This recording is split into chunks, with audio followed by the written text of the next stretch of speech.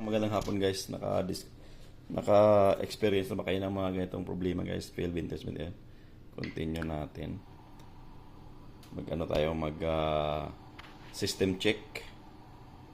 So meron siyang nakalabas ito, technical error 6. So autoflow sensor fail. So yun yung mga fail niya.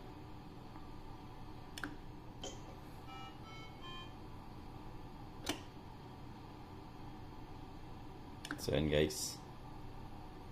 So yan guys, yung technical error 6 na yan guys. Alam mong error na yan. Yan yung sa blower box. May problema tayo sa blower box yan guys. So ngayon sa inspiratory flow sensor guys, ang problema niyan is yung proportional valve. So pag nag-error yung inspiratory flow sensor test mo guys, error ka na rin dito sa auto sensor. So yun yung mga problema ito sa minding na to. So itong technical error 6, kahit magpalit ka na ng proportional valve, ito guys, flow sensor test, proportional valve, meron pa rin yung error na yung technical error 6. So ngayon guys, magpapalit tayo ng proportional valve muna para makita natin. So ayan guys.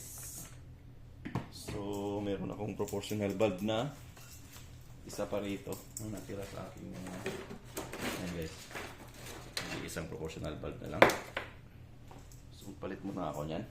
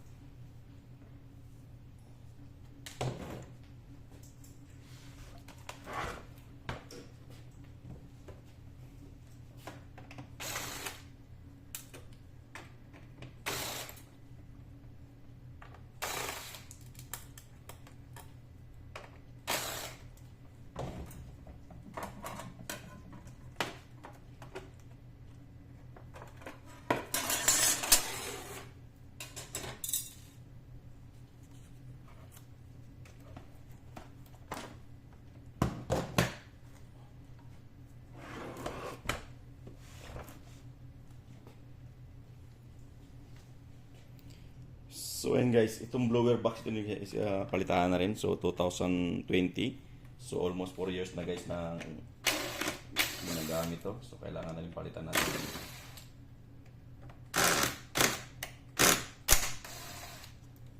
nakalagay dyan 2000 to year 2000 na install.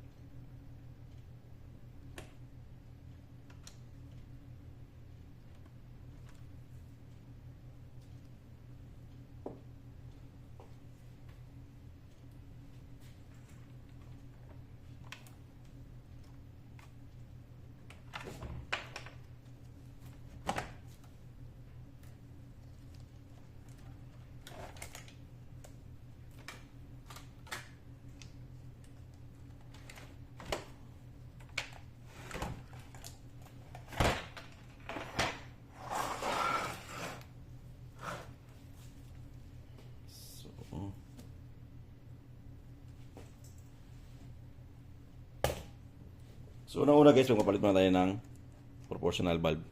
Ito. So, kapalit tayo.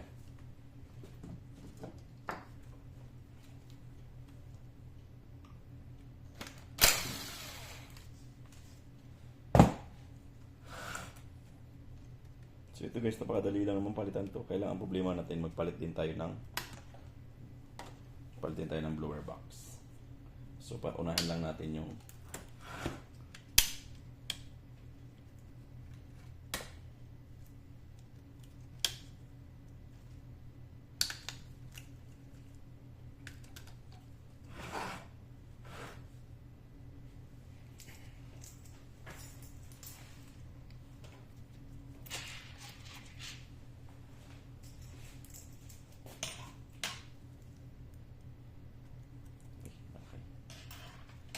kailangan ko na maliit.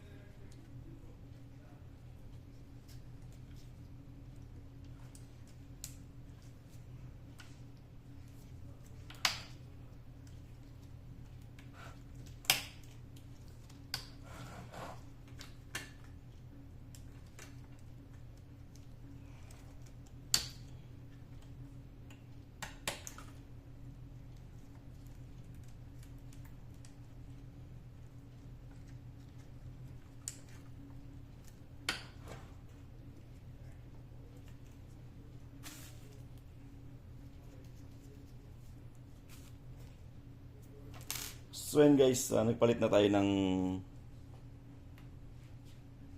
proportional valve. Yan. So tatry natin kung gagana ba siya ng, kung ano ba siya guys, kung mawawala ba yung error ng ano natin. Titingnan natin kung tingnan natin guys yung i-observe natin yung ano guys, yung error 6 kung mawawala ba. So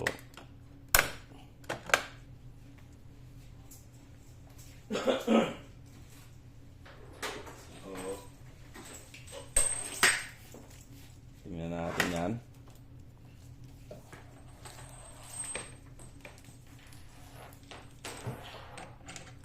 So paanda rin natin nakahubad.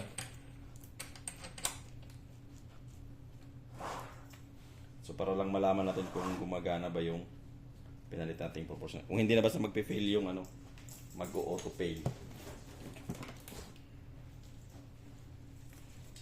So kailangan nating ikabit yung baterya.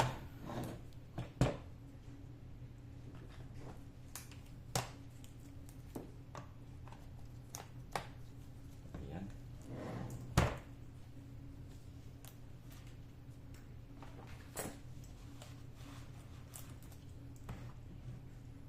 Kabit natin yung dating kabit. Baterya power.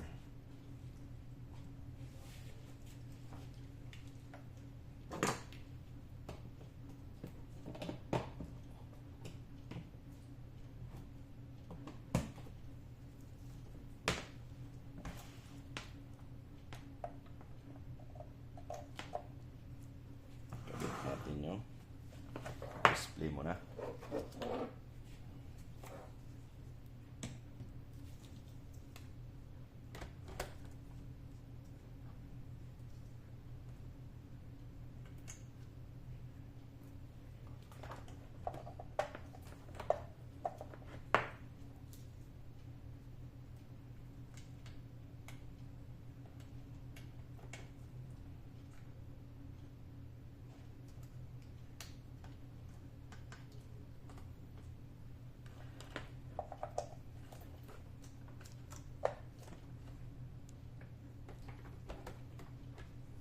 So ayun guys, so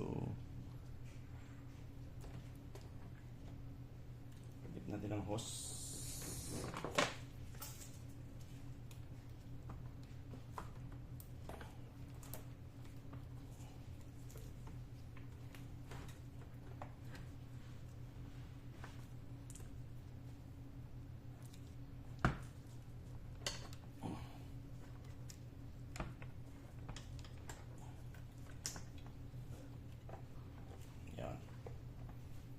Yan.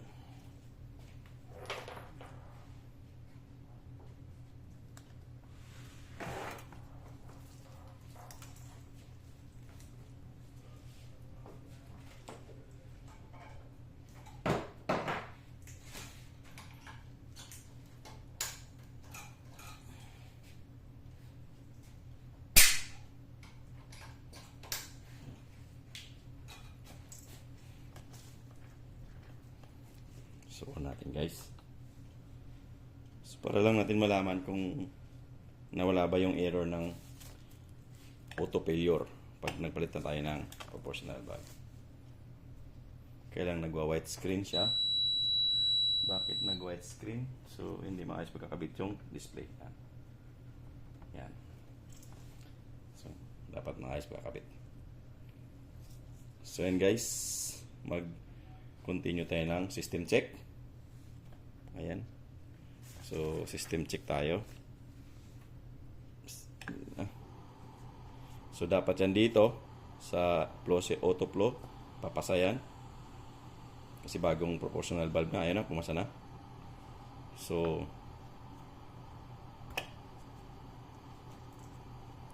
pero yung ano guys, yung error 06 nandiyan pa rin. So, ayan. Kung makita mo yung error 06, andyan pa rin guys. Technical error 6. Yan, pumasa na sa lahat. So, ang hindi lang papasa dyan is yung FiO2. FiO2 kasi sinasabi dito, replace FiO2 eh. Ano? So, hindi natin, antayin natin yung ipay auto. Pero alam ko hindi papasa yan kasi nga, kailangan tayo magpalit ng ipay auto sensor. So, yan guys, hindi yan papasa ng ipay auto kasi sinasabi dito na nagbe-blink, replace auto cell. Yan, no? Replace auto sensor. Kung napapansin mo guys, ayan. Replace auto sensor. So, hindi yan papasa talaga. So, kailangan natin magpalit ng, yan, yung cell. So, madali lang yan. So, ang ano natin guys, wala siyang error, pero meron siyang technical error 6. So, ano yung problema niya guys? So, ang gagawin natin guys,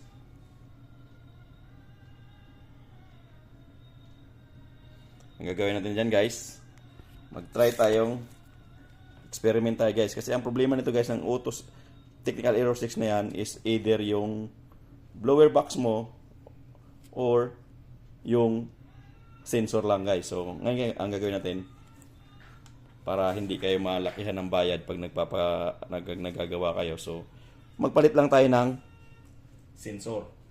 So, patay natin. So, patayin natin muna. Yan. Patayin natin ulit yung screen. So, ngayon guys, bigyan ko kayo ng technique.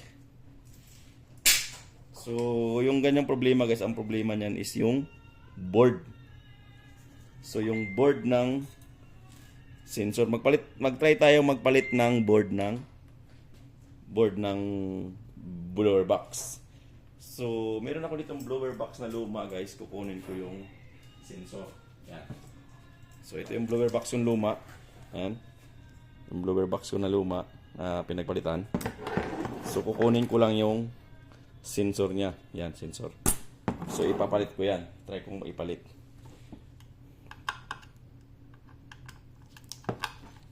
So, ito yung luma kong blower box. Kung meron kayong mga lumang blower box guys, huwag nyong itapon. Basta hindi sira yung sensor. Kasi magagamit nyo pa yan. So, ang gagawin natin,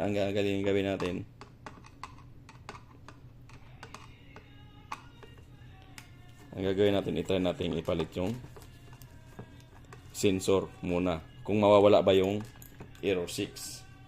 So, ayan guys, ayun yung sensor. Ayan. Ito yung sensor niya. So, kailangan natin ipalit yan dito. So, pagpapalit yan guys, medyo mahirap. Pero, matatanggal naman. Kung hugutin sana natin yung blower box, madali magpalit. Pero hindi tayo magpalit ng blower box muna. Tanggalin muna natin yung sensor lang.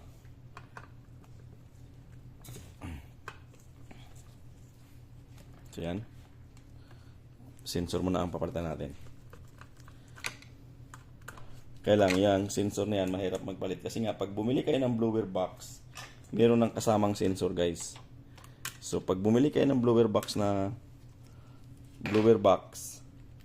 set, meron ng kasamang sensor. So ito ngayon, ang gagawin natin is sensor lang muna papalitan natin. Kailangan tanggalin natin yung CO2 module. So yung CO2 module guys, kailangan natin tanggalin para ikabit natin yung board na hindi mo na kailangan tanggalin yung blower box. So tatanggalin mo lang yung 4 na bolt. Yan. May 2 pa yan dito.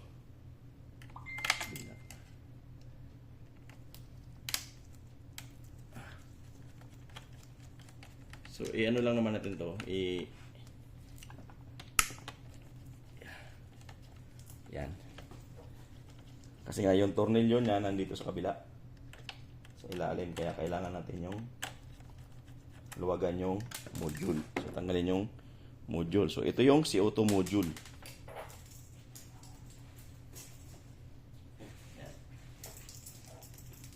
So, ito guys yung CO2 module. Ayan. Yan, CO2 module yan. So, ngayon, matanggal na natin yung board. So, pero pag hindi siya obra guys, kailangan talaga magpalit ng buong buong blower box. So meron akong bagong blower box dyan. So ready naman yan. So ito matawag pa. So ito yung luma.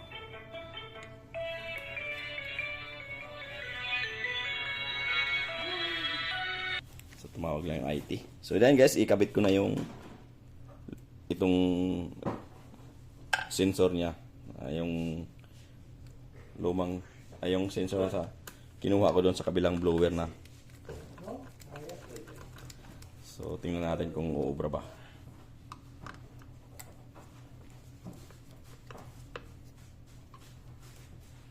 So kabit natin ulit yan.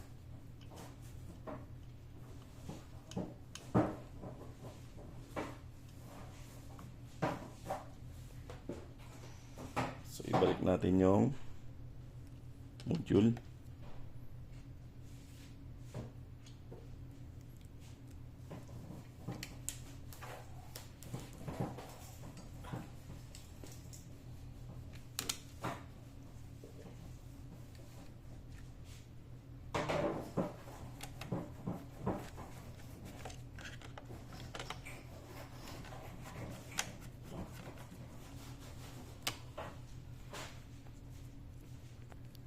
So guys, naibalik na natin yung auto module. Yung si auto module. So ito i-try natin ulit. Siya ng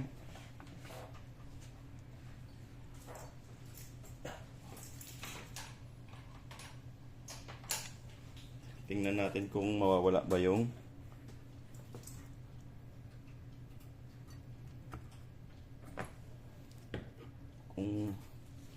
mawawala ba yung ano niya.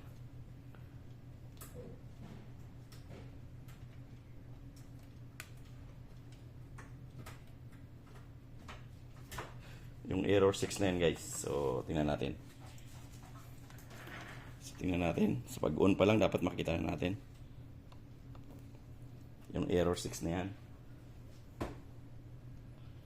So kung yun lang ba talagang sensor, kung itong sensor lang ba ang dahilan ng error 6.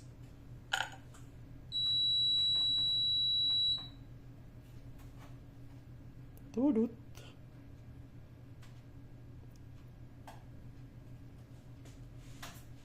So yan guys, oh. Wala na yung error 6. Ayan, oh. Auto sensor na lang, ito na lang yan. Ito na lang yan. So ito na lang yan guys. Yung oxygen. Pero yung error 6, technical failure error 6 na yan guys, wala na. So meaning, ito lang yung problema ng technical failure error 6. Yan, kaliit lang na board. So ito yung sensor ng blower box. Yan, yung kasing ganyang sensor guys. So ito lang yung problema pag nag-technical error 6 yung machine nyo. So kahit hindi ka muna magpalit ng blower box, pwede ka lang magpalit ng ganitong sensor. Pag meron kang mga blower box na luma, kunin mo to kasi kailangan mo to. Magagamit mo to. Kasi minsan guys, wag kahit bago yung sensor mo, bago yung blower box mo, technical error 202. So meaning pag technical error 2, ito lang yung problema niya. Yan. Yan sensor na yan. So alam na. Basta pag hindi kayo magpalit ng blower box basta mayroon siyang technical error 2. So pwede mong palitan yung buong blower box. So yan, pwede mong palitan tong buong ganito. Itong buong blower box. Pero ito guys, ito yung luma na blower box ko. Hindi ko pa tinapon. So kinuha ko lang yung sensor niya dito. Ayan. Kinuha ko lang yung sensor niyan dito. So pwede ko pa siyang gamitin ulit. So ito lang. Pero ito sira na to guys. So itatapon mo na to para hindi na sa magmi-mix. So itong sensor lang na to ang may dahilan sa technical error 2 na error. So yan guys. So ganun lang guys. Ganun lang ka dali mag troubleshoot ng mga ganitong error. So ito lang yun. Ayan. Technical failure error 2. Yung sensor na yan sa blower box. So yun lang. So okay na siya. So wala na siyang problema. Yung auto sensor, ito yan, oxygen. Kailangan kong palitan. Yan. Kailangan mo plug. So, yan lang guys. Hanggang sa muli.